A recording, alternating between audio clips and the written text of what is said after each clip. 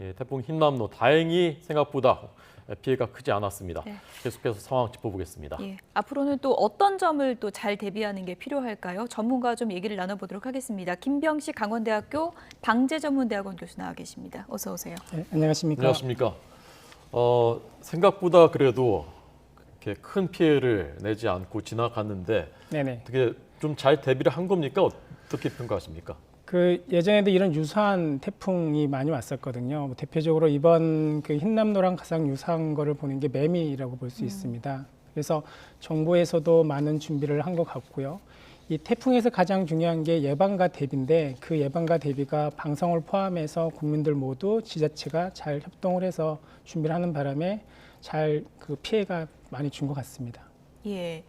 특히 이제 구체적으로 좀 얘기를 해보면 어떤 부분을 대비했을 때 그 효과가 가장 큰 건가요? 어떤 부분이 잘 대비가 됐다고 보십니까? 일단은 그 태풍의 경로에 대해서 기상청에서 이제 3시간 전부터 계속해서 이제 경로를 예측을 하고요.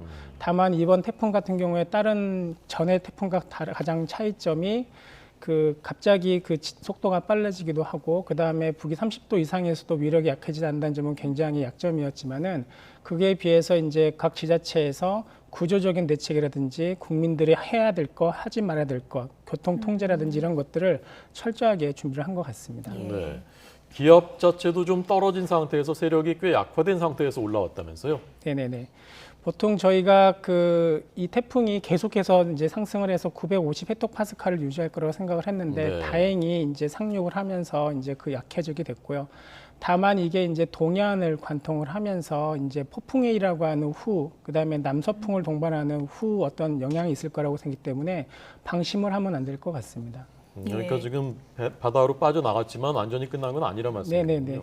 보통 이런 유의 태풍이 그 이번 태풍의 가장 큰 특징이 바람과 강풍과 이제 폭우를 동반하고 있거든요. 이런 강풍과 폭우를 동반한 태풍이 빠져나가게 되면은 거기서 끝나는 것이 아니라 아까 말씀드렸듯이 폭풍해일을 유발을 시킵니다. 이 폭풍해일 자체가 강풍에서 유발이 되고 또 남서풍이 불므로써 그거 내서 이제 원류를 시키게 되죠. 그런 것들이 2차적인 지금 보면 포항이나 아니면 마산, 부산 쪽에 이런 피해들이 발생을 하고 침수가 곳곳에 일어나고 있거든요. 이런 것들을 어떻게 보면 이런 태풍의 가장 큰 위험성이라고 볼 수가 있습니다. 예, 저희가 앞서서 경북 포항의 여러 제보 영상을 보여드렸는데 정말 비 피해가 집중됐거든요, 포항에. 네네. 지금 포항 상황을 보면 이번 태풍이 정말 물폭탄을 뿌렸다 이렇게 이제 볼 수 있는 거 아니겠습니까? 지금 이제 6시까지의 중앙대책본부의 상황의 그 누적 강우량을 보면은요, 강원도 화천 같은 경우는 한 250mm가 되고요. 그다음에 제주도 같은 경우는 한 1000mm 이상이 내렸습니다. 포항 같은 경우에도 100mm 이상이 내렸고요. 그다음에 그 산양 같은 경우에도 한 250mm가 내렸습니다. 이 특징은 물폭탄이라는 표현을 쓰는데 네. 그 전까지의 태풍에 의한 피해는 하천 범람에 의한 피해입니다. 그 영상 제보에서도 보셨듯이 대부분이 도로 침수고요. 이 도로 그렇죠. 침수는 강우에 의한 도로에서 배수가 되지 않는 부분에 생기는 거고요. 이런 것들이 이제 만조와 겹치면서 바다로 빠져나가지 못하면서 2차적인 피해를 계속 유발시키게 되고 결국 국민들한테 가장 그 위험으로 다가오는 교통마비, 예. 그다음에 차량의 전복 등등을 일으키는 그런 피해로 다가오는 거죠.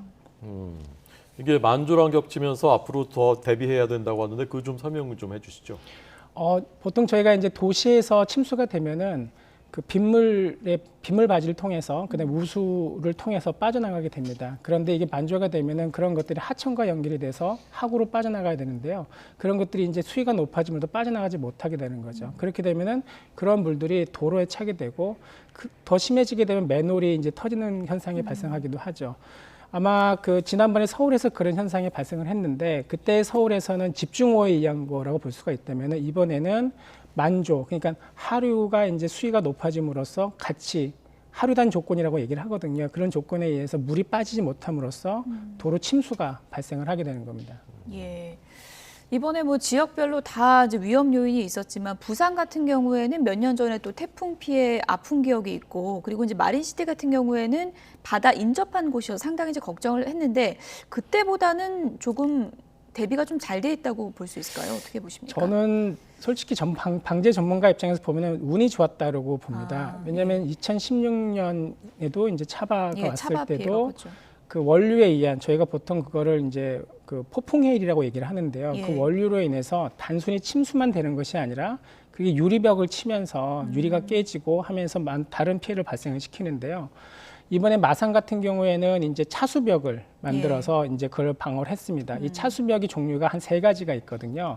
그래서 이번에 마산에서 했던 거는 전도시라 그래서 평상시에는 바닥에 데크로 사용하다가 이렇게 이제 그 태풍이 오게 되면 세워서 하는 방식이기 때문에 외관에 영향을 주지 않습니다.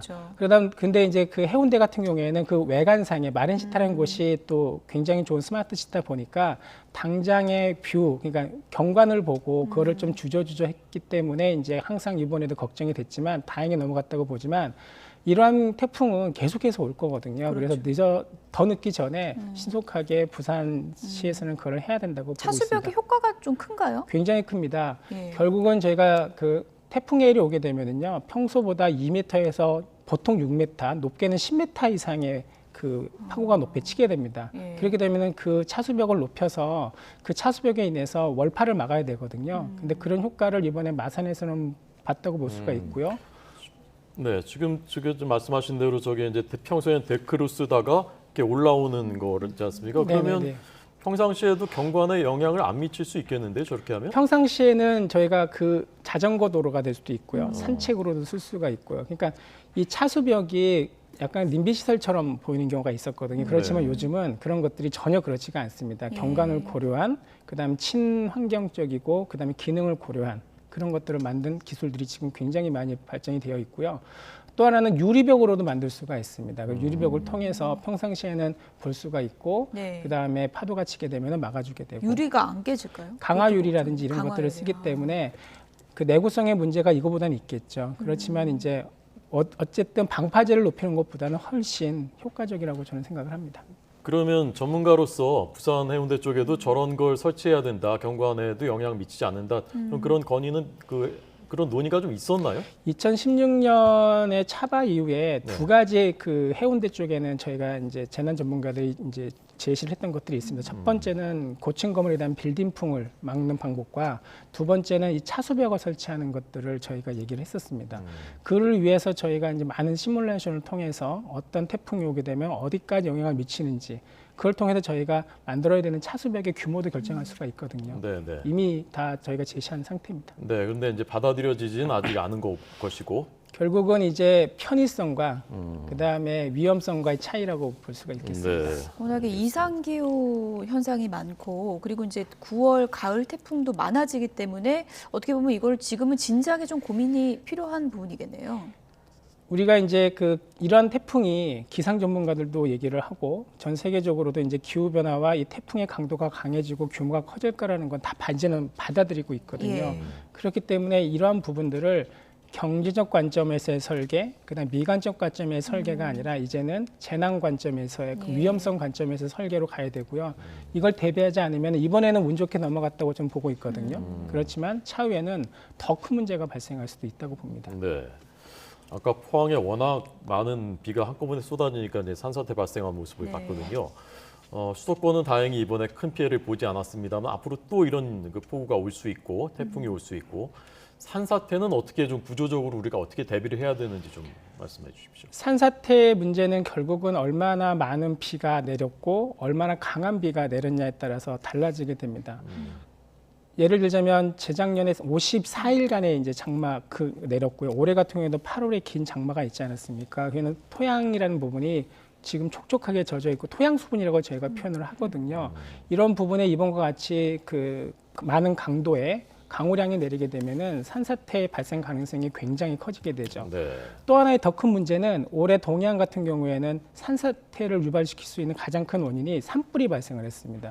이 태풍의 경로가 항상 마지막은 그 영덕, 울진, 삼척, 동해를 타고 올라가게 돼 있습니다. 예. 그렇게 되면서 이제 많은 비를 뿌리게 되고 그다음에 그런 비에 인해서 이미 망가져 있는 토양들이 다 산사태를 유발시킬 수 있는 가능성이 굉장히 높이 있지만 나무가 없으니까 산사태 그렇죠. 더 많이 나는군요. 근데 아직까지는 그런 부분에 대해서는 걱정만 할 뿐이지 체계적인 예보 체계라든지 그러니까 산사태에 대한 예보 체계는 있지만 산불 후에 산사태에 대한 예보 체계는 아직 갖춰져 있지 않기 때문에 네. 항상 저희가 이 미래 기후 변화에 대해서는 더더욱 조심해야 될 풍이라고 저는 생각을 하고 있습니다. 그러면 어떻게 좀 대책은 없습니까? 그걸 막을 수 있는 대책은? 일단은 저희가 이 산불에 의한 산사태는 나무를 다 심어야 되는데 그게 사실상 불가능하지 않습니까?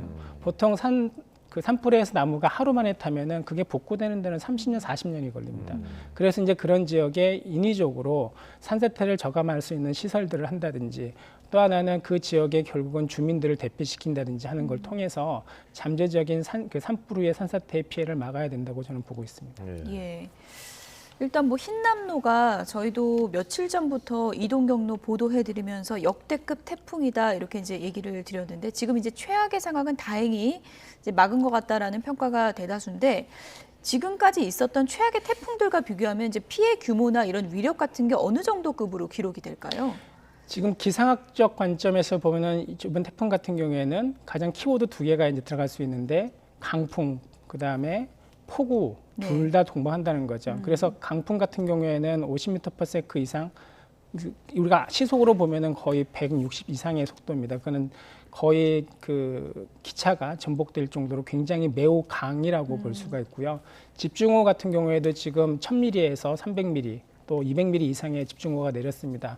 그럼에도 불구하고 올해는 피해가 아직까지는 집계가 되지 않았지만은 6시 중앙대책본부의 집계에 보면은 한 미재민이 한 3천여 명 되고요. 잠재적인 사망자가 1명 정도밖에 지금 되지 않습니다. 이제 계속해서 이제 집계가 되겠지만 제가 보기에는 그 기상학적이거나 재난 관점에서의 그 태풍의 위력은 굉장히 컸지만 이제 우리나라의 그 재난에 대응하는 어떤 수준, 이제 인프라와 비인프라적인 것들이 충분히 갖춰져 있기 때문에 지금 많은 부분이 재해가 많이 줄었다고 저는 보고 있습니다. 네.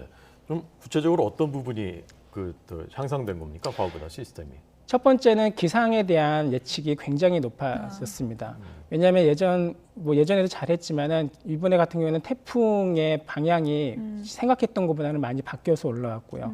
그에 비해서 이제 그 태풍에 대한 경로 예보와 강우량 예보도 상당히 잘 됐고요. 이번에 이제 임박해서는 진로 예측이 거의 정확했다고 그러는데요. 예. 그다음에 두 번째는 국 지자체에서 아마 예전의 경험이 가장 큰 것 같습니다. 재난에서의 가장 중요한 거는 경험이거든요. 경험과 훈련인데 우리가 이제 차바라든지 작년에 2개의 태풍을 또 맞으면서 경험도 쌓여 있고 그럼으로써 이제 태풍의 가장 중요한 예방과 대비, 그러니까 방제 물자에 대한 배치와 그다음에 공무원들의 동원, 그다음에 방송, 특히 제가 제일 보기에는 이번에 방송에 대한 효과가 굉장히 컸다고 보거든요. 어떤 분들은 너무나 오버한다고 생각할 수도 있지만 이런 방송들이 계속해서 실시간으로 이제 정보를 줌으로써 이제 국민들이 어떤 위험에 노출되는 걸 막을 수가 있고요. 무조건 집에 일찍 들어간다. 다 주변에서 그러시더라고요. 네, 굉장히 좋은 거죠. 결국은 재난에서 그걸 저희가 얘기할 때는 위험 요소를 없애는 거거든요. 그렇죠. 내가 비가 왔을 때 밖에 안 나가고 집에 머무르게 되면은 그만큼 그 위험에 노출된 가능성이 적죠. 다만 가장 안전한 집이 바람에 의해서 이제 피해가 날 수도 있겠지만은 그런 부분은 저희가 이제 창문에 뭔가 붙이고 그걸 하면 살 수도 있다고 봅니다. 그래서 결국은 제가 보기에는 방송과 민과 관이 이번에는 잘 협조가 돼서 피해를 줄였다고 생각을 합니다. 네, 재난 대비는 조금 과한 것이 좋다. 그래서 이번에 이제 주요했고 아까 그래서 이제 차수병 문제, 그다음에 산불 이후의 산사태 문제 말씀하셨는데 끝으로 이제 이런 재난이 빈발할 가능성이 있으니까 또 좀 강조하시고 싶은 게 있으면 마지막으로 막기 위해서. 일단은 이 재난이라는 것 자체를 생각할 때 모든 거를 국가가 해준다는 생각을 버려야 될 것 같습니다. 일정 부분은 이제 우리 자신이 해야 되고요. 제가 항상 이제 재난을 가리키는 입장에서 연구하는 입장에서 우리 재난이 아니라 내 재난이라고 생각하는 게 가장 인식의 변화가 가장 중요했고요. 국가에서도 재난에 대한 투자가 좀 더 이루어져야 된다고 봅니다. 그래서 지금 뭐 AR인지 빅데이터라는 걸 통해서 기상에 대한 예측과 그다음에 재난에 대한 매니지먼트 관리에 대한 부분도 굉장히 하고 있거든요. 더 중요한 거는 예경보가 우리 코로나 때 경험했지만은 각자 맞춤형의 예경보 정보들이 오거든요. 내가 위치에 따라서. 그렇지만 사실 태풍 때는 내가 어디에 있어도 맞춤형 정보가 오진 않습니다. 그래서 그런 부분에 대한 투자가 더 이루어져야 될 거라고 저는 생각을 하고 있습니다. 내 재난이기 때문에 내가 더 적극적으로 대비를 하는 자세가 중요하겠군요. 김병식 강원대학교 방재전문대학원 교수였습니다. 고맙습니다. 고맙습니다.